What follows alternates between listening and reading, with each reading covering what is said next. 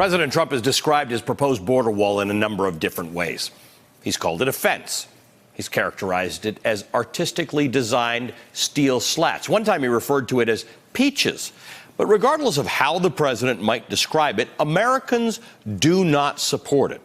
According to a new Gallup poll out today, 60% say they oppose major new construction of border walls along the U.S.-Mexico border. That number has actually ticked up from 57% just a few months ago. Trump is losing the PR war on this one.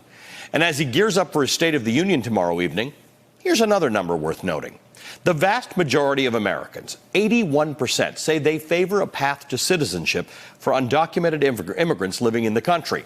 Public opinion is not on the side of the Trump administration, at least when it comes to immigration policy, and that's before Democrats in the House have even started putting the Trump immigration policies under a microscope like they're about to starting this week. This Thursday, Democrats on the House Energy and Commerce Committee will hold a hearing entitled Examining the Failures of the Trump Administration's Inhumane Family Separation Policy.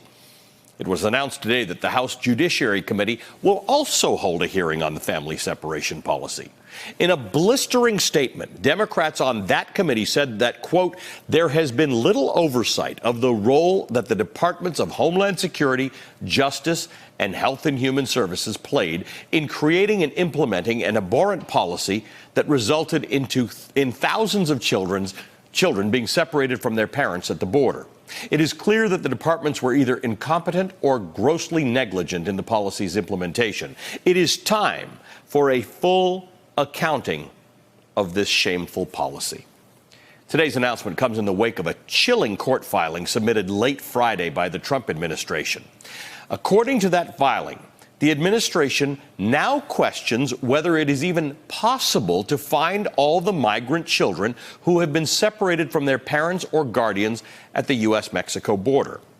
In addition, the administration does not dispute an Inspector General report which says that thousands more migrant children may have been separated beyond the 2,700 children who were removed under the Trump administration's zero-tolerance policy in 2018. In the court documents, a top official with Health and Human Services says that even if tracking down the separated children were, quote, within the realm of the possible, her office does not have the resources to do it. Perhaps even more jarring, the Trump administration further argues that removing these children from sponsor homes to rejoin their parents would, quote, present grave welfare concerns, saying that such a move, quote, would destabilize the permanency of their existing home environment and could be traumatic to the children. Lee Gelernt, the ACLU's lead attorney in the suit, said in a statement, quote, the Trump administration's response is a shocking concession that it can't easily find thousands of children it ripped from parents and doesn't even think it's worth the time to locate each of them. Joining us now, ACLU attorney Lee Gelernt. In addition to being the lead attorney in the case, he's also the deputy director of the ACLU's Immigrants' Rights Project. Lee, thanks for joining us. Good to see you.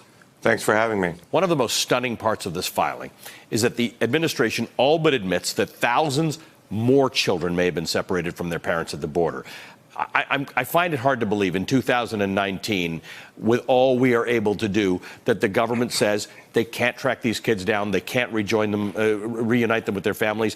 The parents have been, in many cases, expelled. How do you make sense of this?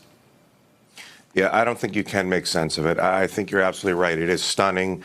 I think it's stunning in a lot of respects. First of all, we're a year into this litigation, and now we find out, not from the government, but from an internal report, that there may have been thousands of other kids separated. The government's conceding that they're not sure where the kids are. And probably most stunningly, they're saying it's not worth trying to find them, and that it could be even bad for the kids to reunite them with their parents. I mean, that's untenable. That's a very strange argument. Right? The argument that it's in the children's best interest that they are not returned to their parents and that they remain in sponsor homes. Courts in America have not usually held that.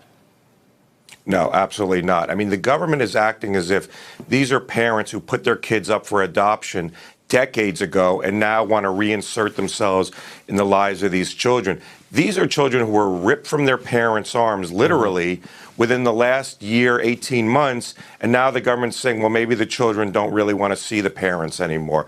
I mean, it's a stunning argument for the United States government to say, well, we don't want to dedicate the resources to try to reunite these families we separated, and that it's probably not worth it. I mean, that's a remarkable statement. We just got an And this announcement hearing today that we're going to send 3,500 Yeah, more troops to the border. That could be money Right. that could be used to reunite these children. Absolutely right. I mean, we need to get our priorities right. And this Thursday, the House Energy and Commerce Committee is going to be holding hearings on family separation. That's an important first hearing on family separation. As you mentioned, there's going to be other hearings. This one on Thursday, I think, is critical that the members of Congress really press HHS and say, why isn't it worth it? Why can't you find these kids? Why in America are we not going to try and find these children? And I believe you're going to be testifying on Thursday at that hearing. I will be. You're going to be back in court on February 21st. What does success look like to you?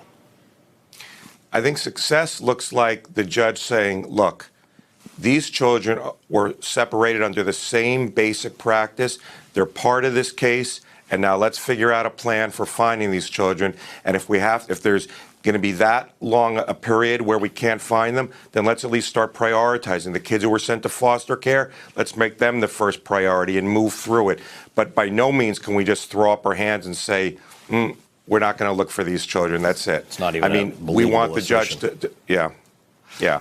Lee, thanks for doing what you're doing. Lee Gelernt is the Deputy Director of the American Civil Liberties Union Immigrants' Rights Project. I appreciate your time. Thank you. All right, still to come, the latest in our favorite legal mystery. Stay with us. Hey there, I'm Chris Hayes from MSNBC. Thanks for watching MSNBC on YouTube. If you want to keep up to date with the videos we're putting out, you can click subscribe just below me or click over on this list to see lots of other great videos.